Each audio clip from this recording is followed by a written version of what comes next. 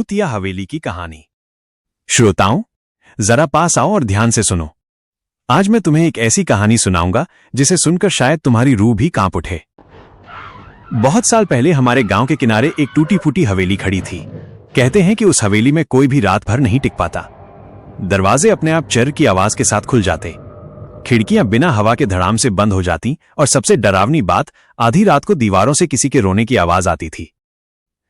गांव वाले कहते थे कि उस हवेली में एक लड़की का भूत भटकता है। उसकी शादी की रात ही उसकी हत्या कर दी गई थी और वो लाल जोड़ा जिसमें वो मरी थी अब भी हवेली की दीवारों पर टंगा दिखाई देता है, लेकिन नजदीक जाकर देखो तो कपड़े खून से सने हुए हैं। एक बार गांव के 4 लड़कों ने हिम्मत दिखाई और शर्त लगाई कि वे हवेली में पूरी रात बिताएंगे। शाम होते ही वे हंसते खेलते हवेली में दाखिल हुए।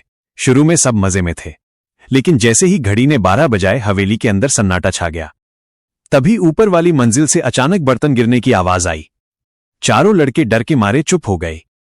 फिर सीढ़ियों पर किसी औरत के पायल की खनक सुनाई दी, ठनक ठनक ठनक।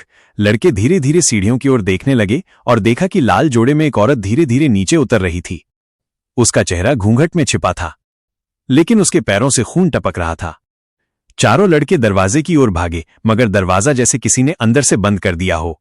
तभी उस औरत ने धीरे धीरे अपना घूंघट उठाया और देखा, उसके आंखों की जगह खाली काले गड्ढे थे।